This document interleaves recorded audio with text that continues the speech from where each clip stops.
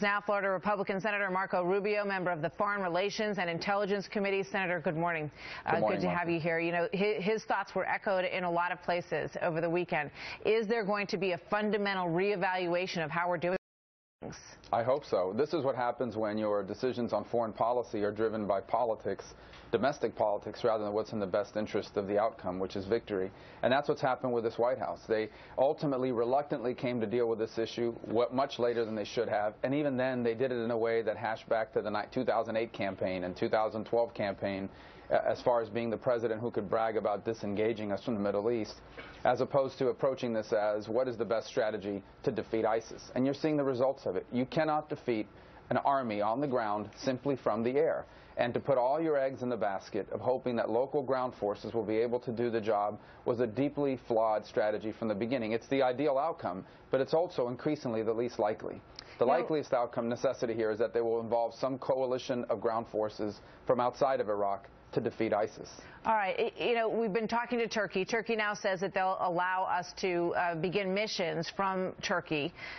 Do you think we should be pressuring them as well to put ground troops on the line in this fight? Yeah, well, in fact, we shouldn't be pressuring them at all. They should be wanting to do that. The Kobani is on their border. Yeah. In essence, all of those refugees, all the people fleeing a certain massacre, they're all going to go into Turkey. The problem with Turkey is that this whole issue has become enmeshed in their own domestic politics. I mean, they view the Kurds on the other side of the border as equally bad. So in their mind, they're not quite sure what to do from their domestic political perspective. But the bottom line is in the short term, the Turks have more at stake here than we do. No, and they're members of NATO. They should act like a member of NATO. And we're sending an American assessment team to begin the training process. The belief is that there's about 4,000 fighters, perhaps, that are ready to be trained from the moderate forces in Syria. You know, are we really at the stage where we're beginning to assess how many people are available and that we're going to send in an American assessment team to start working on this?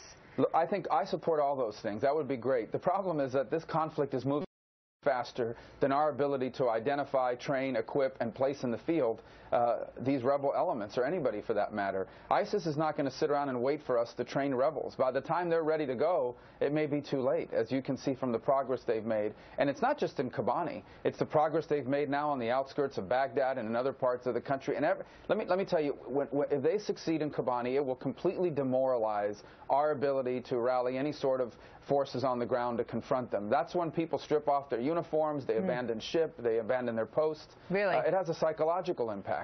Well, John Kerry is singing a very different tune. Here's what he said about the potential fall of Kobani. Kobani does not define the strategy of the coalition with respect to Daesh. Kobani is one community, and it's a tragedy of what is happening there. And we don't diminish that. But we have said from day one it is going to take a period of time. Sounds to me like he's preparing everybody for failure there. That's an absurd statement. I'll tell you why. Imagine for a moment if you are a Sunni or a Shia, for that matter, on the ground in Iraq, who's preparing to go out and fight and confront ISIS, and you're all fired up because the U.S. is hitting them from the air. And yet, despite these airstrikes, they keep winning. Now you're thinking to yourself, you know, these guys are unbeatable. They're invincible. Despite airstrikes, they're taking major cities. Why would I join a losing side?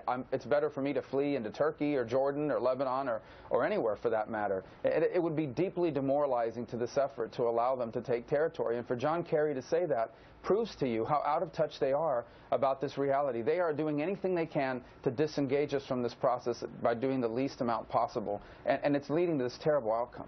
So do you believe we should put U.S. troops on the ground there? And is there support in the Senate for that? And you know, is there an organizing principle around that idea?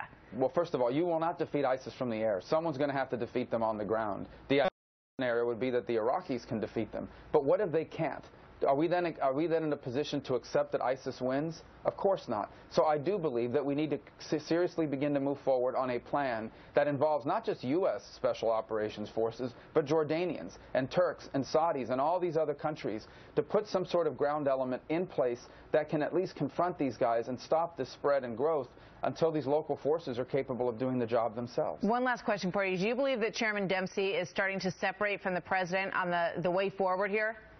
Chairman Dempsey is a military man. He's going to be honest about what he feels is the right approach. He's not going to run political cover for the White House and for this administration. And he has said this from the earliest days, that someone's going to have to confront and defeat them on the ground, and that we need to be prepared for the great possibility that the Turks, that the Iraqis, the Syrian rebels, and the Kurds alone will not be able to do it. All right. Senator Rubio, thank you very much. Always good to have you here. Thank you.